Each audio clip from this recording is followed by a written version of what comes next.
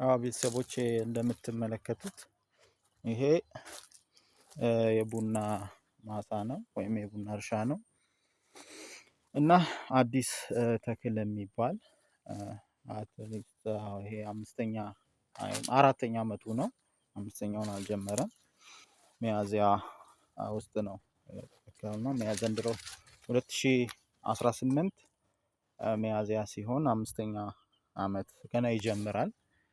በአራት አመት በዚህ መልኩ እንደምታዩት ምርት መስጠት ጀምሯል። ሲዳማ ክልል ውስጥ ዳራ ወረዳ የሚገኝ ነው እና አሁን መንግስት ሰጥቶ ወይም ደግሞ አቅጣጫ አስቀምጦ ባሳየን መንገድ እንደምታዩት እያንዳንዱ ቡና ጉድጓድ ተቆፍሮ ተዘጋጅቶ ከዛ በኋላ ኮምፖስት ገብቶበት ወይም የተለያየ ብስባሽ የምንለው ይገባበትና ተከርኖ ይቆያል።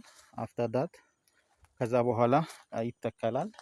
በዚህ መልክ በቂ ኒውትረንት በቂ ኦርጋኒክ የሆነ ፈርቲላይዘር ስለሚያገኝ ከዛ በኋላ በአጭር ጊዜ ውስጥ በ3 አመት ውስጥ ምርት መስጠት ይጀምራል። ይሄ አሁን አራተኛ አመቱ ነው። አራተኛ አመት ላይ በምታዩት መልኩ ምርት መስጠት ጀምሯል ማለት ነው። እያንዳንዱ ቡና ቡናው ሲተከል ወይም በተዘጋጀው ጉድጓድ ላይ ራሱ የሆነ ርቀት አለው። በእያንዳንዱ ቡና ወይም በሁለት ቡናዎች መካከል ያለው ሜትር 2 ሜትር ነው። በሁለቱ ቡናዎች መሃል ወይም በአራት ቡና መሃል አንድ እንሰት እንተክላለን።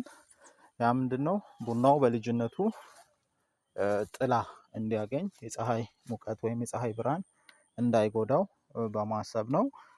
እንደምታዩት ቡናው መስመር ተከትሎ ወይም ደግሞ ቤዝድ ኦን ላይን ነው ወይም ደግሞ በባለሙያ ድጋፍ ተደርጎ የተቆፈረ ጉድጓድ ነው እንደምታዩት ነው።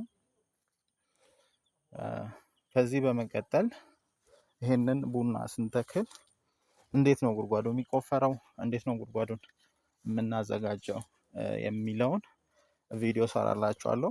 አሁን ለአዲስ ተክል የተዘጋጀ ጉድጓድ ምን ይመስላል ወይም ደግሞ እንዴት እናዘጋጃለን የሚለውን አሳያችኋለሁ ማለት ነው።